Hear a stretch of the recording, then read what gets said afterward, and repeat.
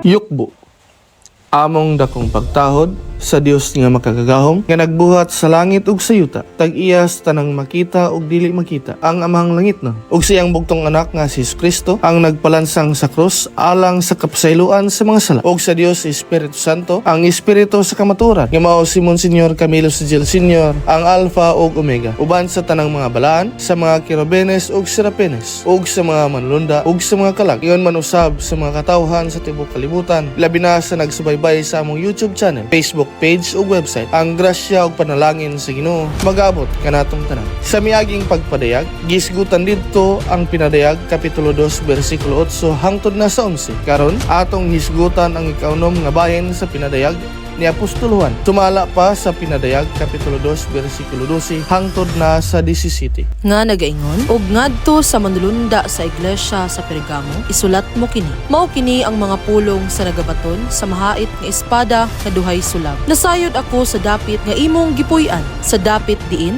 ana ang trono ni Satanas. Hinuon gihawiran mo ang akong ngalan ug wala mo ilimod ang imong pag-uo kanako. Bisan pa sa mga adlaw ni Antipas nga akong saksi, ang akong sinaligan nga gipatay diha kanini. Sa dapit diin nagapuyo si Satanas. Apan aduna ako'y pila ka butang batok kanimo nga mao kini. Anaa diha kanimo ang pipila nga nagsunod sa tuluohan ni Balaam nga mao ang nagtudlo kang balak sa pagbutang ug kapangdulan sa atubangan sa mga anak ni Israel. Pinaagi sa pagkaon sa mga hinalad ngadto sa mga larawan ug sa paghimog pakighilawas. Maingon man ana usab kanimo ang pipila nga nagsunod sa tuluhan sa mga Nicolaita. Busa hinulso kay kundili anhaon ko ikaw sa madali ug gubaton ko sila pinaagi sa espada sa akong baba. Ang adunay igdulumog kinahanglan magpatalinghog sa sulti sa espiritu ngadto sa mga iglesia. Ang magamadaugon paghahatagan ko sa mana nga tinaguan ug paghahatagan ko siyag usa ka gamayng bato nga puti nga sinulatan ug usa ka bag-o ngalan nga dili masabot ni bisan kinsa gawas kaniya nga maoy magadawat niini. Gisaysay diha ang kinabuhi sa usa ka manlulunda nga nagabaton sa espada nga mahait pa sa duhay sulab nga mao ang pulong sa Ginoo. Sumala sa Hebreo-hanon kapitulo 4 bersikulo 12. Nga ingon kay ang pulong sa Dios buhi ug nagalihok nga gamhan labi pang mahait kaysa espada nga duhay sulab ug modulot ngadto sa gitagbuan sa kalag ug espiritu sa mga lutahan ug sa mga kauyukan ug motugkad sa mga unahuna ug katuyuan sa kasing-kasing. Ang pulong sa Dios nagalihok nga gamhanan ug sa pinadayag kapitulo 2 bersikulo 13 nga nagaingon,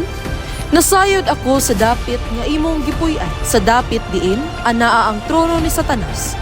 Hinuon gihawiran mo ang akong ngalan og wala mo ilimod ang imong pagtuo kanako.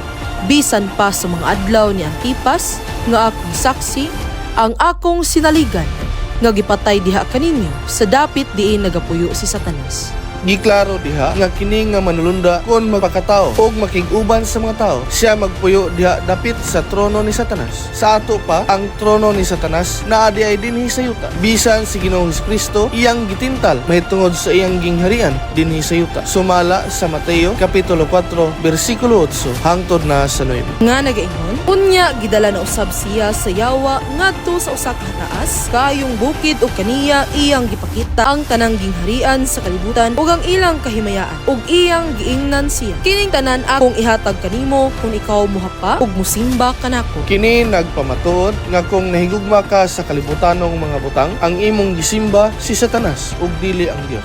Sa pinadayag kapitulo 2 bersikulo 14 hangtod sa 15 nga nagaingon, pan aduna ako'y pila ka butang bato kanimo nga mao kini. Anaa diha kanimo ang pipila nga nagsunod sa tuluan ni Balaam nga mao ang nagtudlo kang balak sa pagbutang ug kapangdulan sa atubangan sa mga anak ni Israel. Pinaagi sa pagdani kanila sa pagkaon sa mga hinalad ngadto sa mga larawan ug sa paghimog pakighilawas. Maingon man ana usab kanimo ang pipila nga nagsunod sa tuluan sa mga Nicolaita. Giklaro sa maong bersikulo nga gilibutan siya sa mga tao nga nagsunod sa tuluhan ni Balaam. Kinsa man ni si Balaam? Kini siya makahimo sa pagpakigsulti sa Ginoo nga pwede nimo mabasa ang ilang kasaysayan ni Balak sa Numeros 22, 23 ug 24. Kinsa man ni si Balak? Siya hari sa Moab. Sumala pa sa Numeros kapitulo 22 bersikulo 10. Nga nagaingon, ug si Balaam mitubag sa Dios. Si Balak ang anak nga lalaki ni Zippor nga hari sa Moab nagpadala kanako nga nagaingon. Si Balaam usab ang anak nga lalaki ni Beor ang magtatagna nga bakakon gipatay sa mga anak sa Israel uban sa tanang mga gipatay nila. Siya nagtudlo kang Balak sa mga bakak ug sayop nga tuluhan ug iyang gitudloan si Balak sa pagbutang ug kapangdulan sa tubangan sa Israel sa paghimog pakighilawas. Ug ang mga Israelinhon nakighilawas sumala sa Números kapitulo 25 bersikulo 1 hangtod na sa 3. Nga nagaingon, og mipuyo sa Israel sa Sitim, og ang katawuan minsugod sa pagpakighilawas uban sa mga anak nga babayi ni Moab. Kay ilang gitawag ang katawuan ngadto sa mga halad sa ilang mga Dios, og ang katawuan mingkaon, og mingyukbo sa ilang mga Dios. Og ang Israel mikuyog sa iyang kagalingon ngadto kang Baal Peor, og ang kaligot-got ni Jehova misilaob batok sa Israel. Tungod niya na gisilutan sila sa Dios pinaagi sa mahait nga espada nga gidala sa manulunda og napatay ang 24,000 sumala sa Números kapitulo 25 bersikulo 9. Nga nagaingon, og kadtong mga nangamatay pinaagi sa hampak may kaluan og 4,000.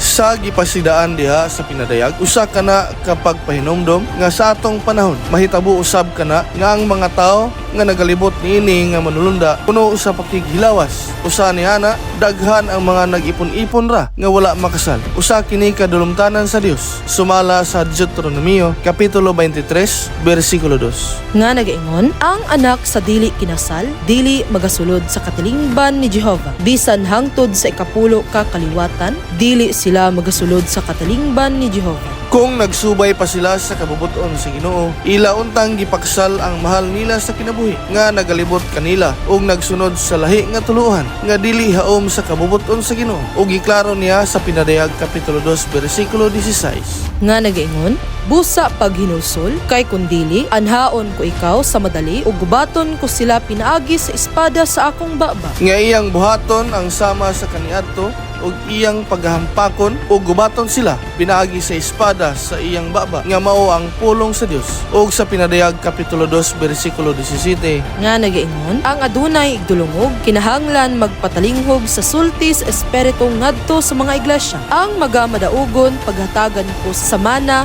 nga tinaguan og paghahatagan ko siyag usa ka gamayng bato nga puti nga sinulatan og usa ka bag-ong ngalan nga dili masabot ni bisan kinsa gawas kaniya nga mao'y magadawat niini. Giklaro nga sama sa Israel adunay pipilang nga magmadaugon nga dili makanunot sa maong tuluhan ug pagatagaan sa Dios ug ganti nga mao ang ikaduhang ngalan. Kining bag-ong ngalan igangalan gikan gayud sa baba sa Dios nga magaluwas sa iyang katawhan. Sa sunod nga pagpadayag atong hisgutan ang Pinadayag kapitulo 2 bersikulo 18 hangtod na sa 29 aron masubaybayan ang mga video nga among ginahimo alang sa pagpadayag mahitungod sa mayong balita. Palihog ug tan-aw sa among website www.angespiritusakamatooran.com ug subscribe sa among YouTube channel ug react sa among Facebook page ug kontak sa numero 0965 055 9024. Daghang salamat sa inyong panahon.